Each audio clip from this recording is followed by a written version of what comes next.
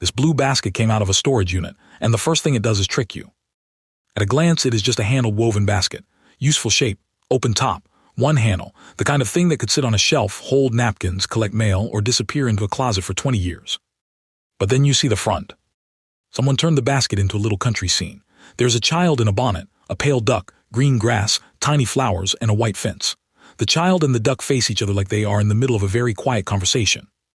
That is the whole charm of this piece. It is a container, but it also wants to be a storybook page. The basket itself is painted a muted blue-gray, with visible wear along the handle, rim, corners, and woven strips. That wear is not hard to understand. A basket gets picked up by the handle. It rubs against shelves. It catches the side of a box. It gets stored, moved, forgotten, and found again. The painted scene is softer than the structure. The duck is not trying to be a wildlife study. The child is not trying to be a portrait.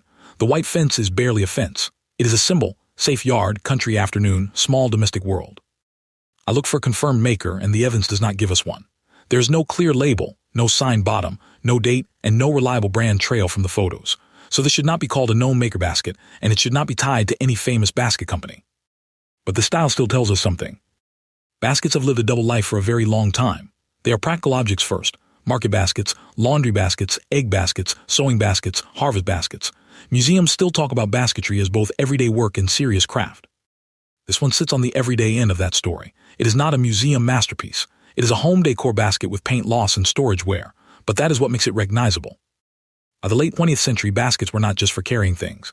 They were everywhere in country-style homes, hanging on walls, sitting on hutches, filled with dried flowers, paired with dusty blues, mauves, white fences, bows, geese, ducks, roosters, and painted folk-style motifs. And that world is having a strange little comeback. Porch geese are back. Country ducks and geese are back. Hand-painted and stenciled folk details are back.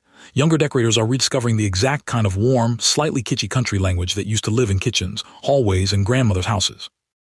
That does not prove this basket's exact age, but it explains why it feels familiar. The best clue here is not a mark. It is the scene. A plain basket would have been useful. A blue painted basket would have been decorative. But a blue basket with a child meeting a duck becomes something more specific, a small piece of country nostalgia built on top of a practical object. That is why storage unit finds are interesting. Sometimes the object is not valuable because of a famous name. Sometimes it is interesting because it preserved a whole decorating mood in one small painted moment. Handle, a woven body, a chip blue finish, a child, a duck, a fence, and a few tiny flowers. Not a basket trying to be grand, just one trying to be remembered.